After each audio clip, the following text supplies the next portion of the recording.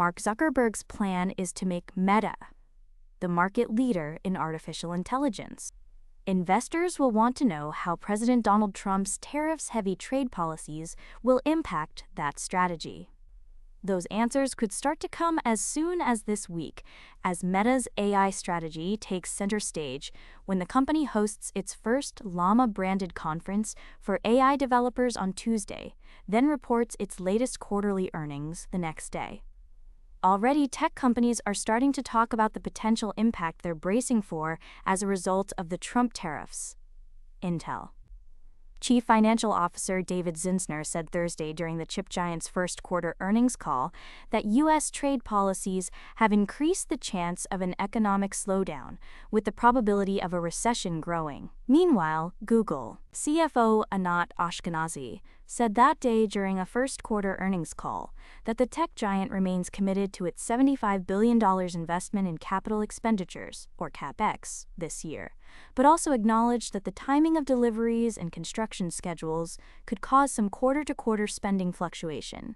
For now, analysts expect Meta to follow Google's lead and remain firm in its plan to spend as much as $65 billion in CapEx for AI infrastructure this year when it reports earnings Wednesday.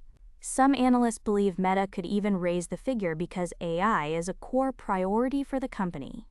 We do not expect Meta to cut its CapEx guidance of $60 billion, $65 billion in 2025 for its Gen AI infrastructure, because they see this as an important 10-year investment, we believe, Needham analysts wrote in a research note published Wednesday. However, tariffs add risks of upward cost revisions.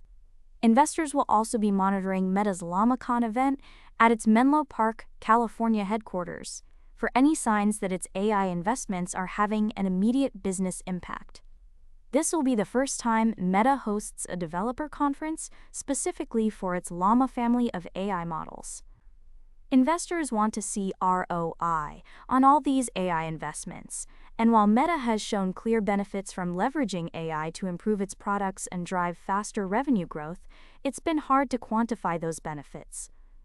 Truist Securities analyst Youssef Squali told CNBC. Meta in April released a couple of its new Llama 4 models, which Meta Chief Product Officer Chris Cox previously said can help power so-called AI agents that can perform tasks for users via web browsers and other online interfaces. It's critical that Meta keep improving Llama to create a major business involving AI agents that companies can use to interact with their customers within apps like Facebook and WhatsApp, William Blair research analyst Ralph Shawkart said. Meta has an early mover advantage at scale in a multi-trillion-dollar market, Shawkart said in an email. We believe Meta is very well positioned to leverage its billions of global users across multiple platforms.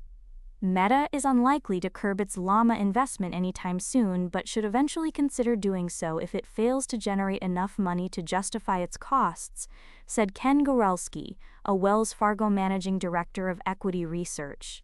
We do believe that over time Meta needs to continue to evaluate whether Llama needs to be competitive with the leading-edge models, Gorelski said.